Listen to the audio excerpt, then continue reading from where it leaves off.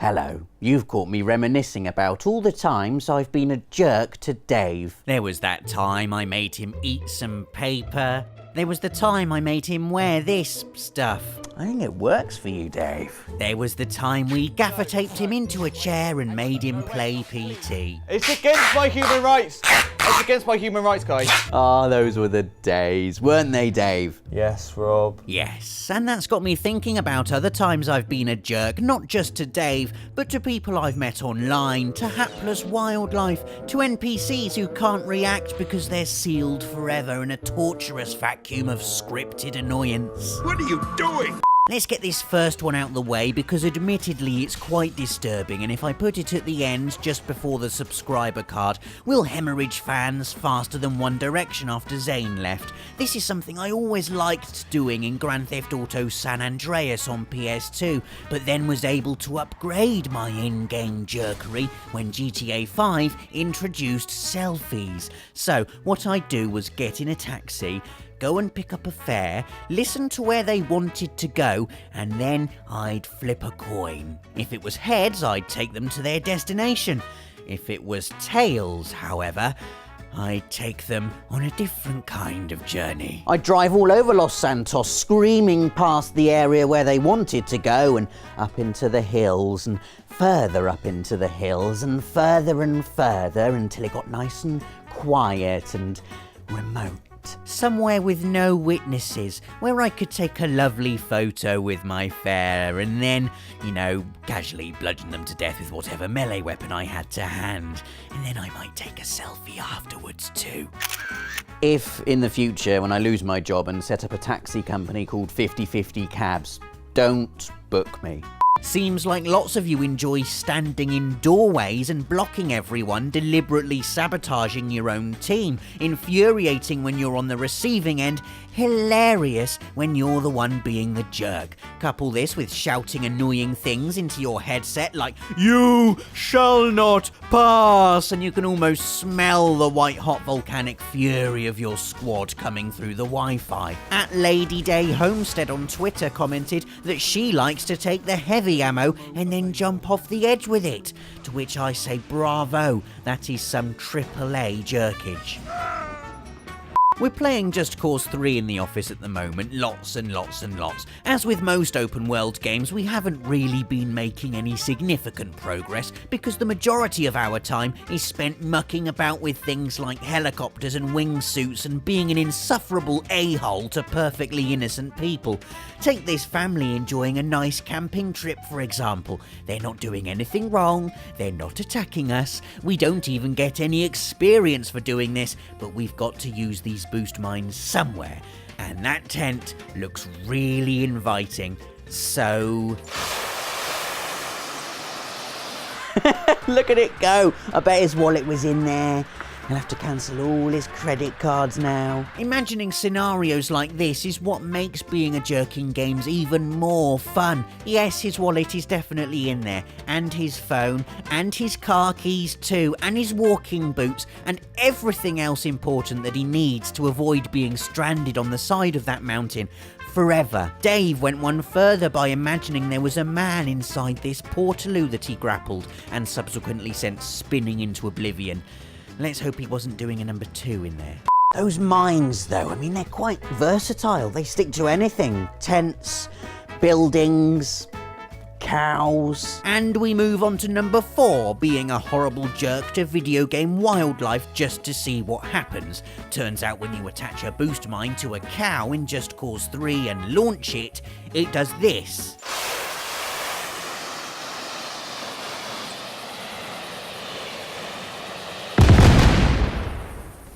Obviously you can fall to your doom during scripted platforming sections, but how about this innocuous level border during the bit in Scotland? Ah, bravo Uncharted 4, that's nice and realistic. Glad we cleared the air about it anyway, let's continue with the rest of the game. This may seem like utter nonsense to you, but I know there are loads of first level cliff testers out there. It's irresistible, isn't it? The thrill of discovery. Will there be an invisible wall? Will we fall? We always hope for the latter, don't we? We want to add that extra bit of peril into every action set piece from here on in. And just a little bit, we want to see what kind of splat our protagonist makes as they ragdoll to their doom. Ouch. Entry number 3 is specific to first-person games and is something I guarantee everyone does before they even take one step. You look down to see if you've got legs, don't you? The silly thing about this is we don't really mind if we're essentially a floating camera with a gun because, well, who cares? The reason we look is because on the rare occasion we do see a pair of feet glued reluctantly underneath our weapon of choice, we all get disproportionately elated about it. Dave! Dave, quick, look! What? You've got legs in Battlefield 4. No way. Yep, watch when I hop over something. Oh, yeah, there they are. We just like to know either way, don't we? So, Fallout 4, we're off to float over the Commonwealth, and Battlefield 4, we're going to stomp around war, and I'm going to look at the ground the entire time. I should have looked up there. So we've looked at the options menu, we've ascertained whether or not the cliffs have protective invisible walls, and we know if we've got feet. The fourth thing we all can't help doing before playing the game properly is to see whether or not we can antagonise any AI NPCs who might be taking us through a tutorial or walking us through the opening level. Take the intro to Black Ops 3 where you're tasked with rescuing a very important hostage.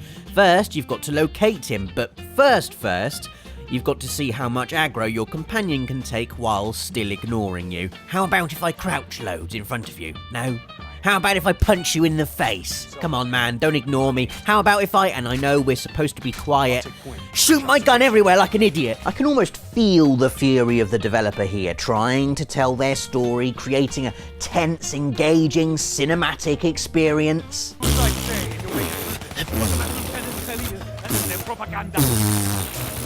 here to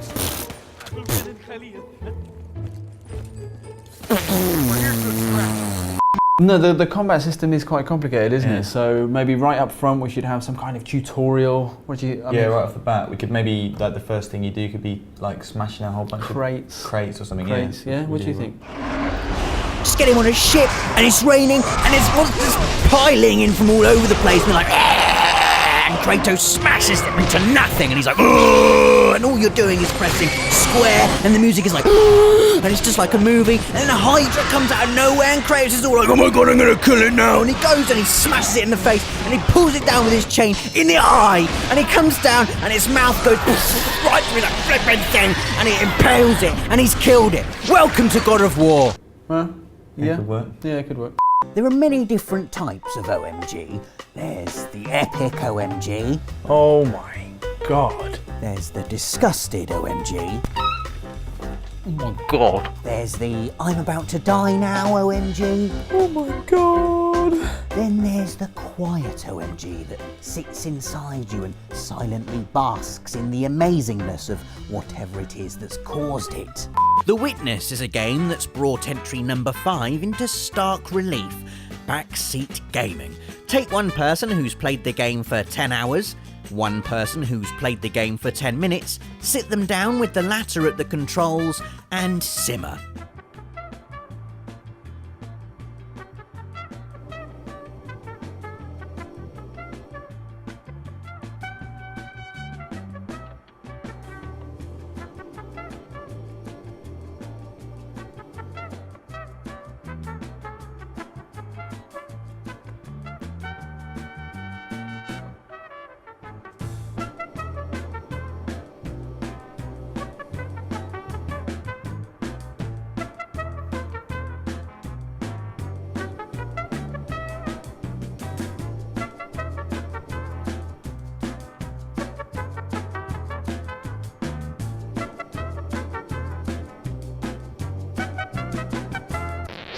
Shut up! Our penultimate entry is not just us being trolled by an NPC, it's us being trolled by a developer. The developer being Hideo Kojima, and the NPC being a seemingly by-the-numbers soldier called Johnny. Johnny is a cult favourite amongst MGS fans because throughout the series he lightly relieves the built-up narrative tension by heavily relieving the built-up contents of his bowels. Johnny. Johnny famously suffers from irritable bowel syndrome, so often when you encounter him he's on the toilet, although our first real introduction to Johnny is in Metal Gear Solid, where Meryl steals his clothes and leaves him naked and unconscious on the floor. Later on in the game, he's assigned to guard Snake's cell during the infamous torture sequence, a sloppy bit of delegation on Ocelot's part, seeing as how Johnny constantly has to run off to the gents, giving you plenty of time to come up with a cunning, ketchup-based escape plan.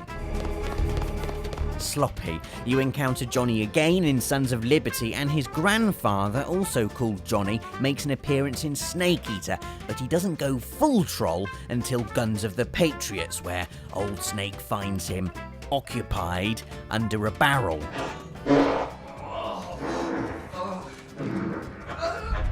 And then Snake goes and hides in that barrel. And now for the bit where Hideo Kojima does a big hearty LOL in the face of every Metal Gear fan ever.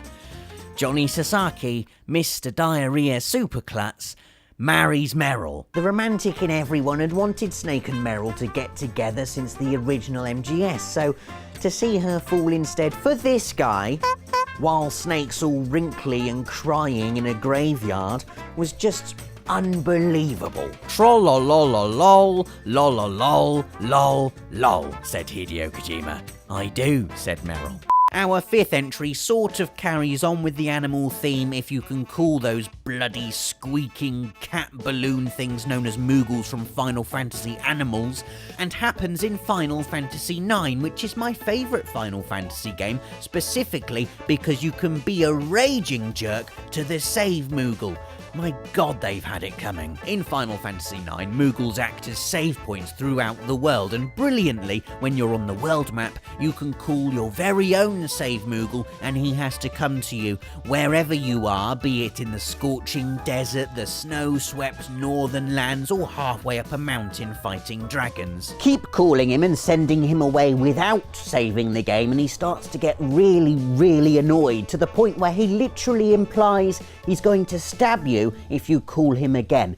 So naturally, the only thing you can do is keep calling him.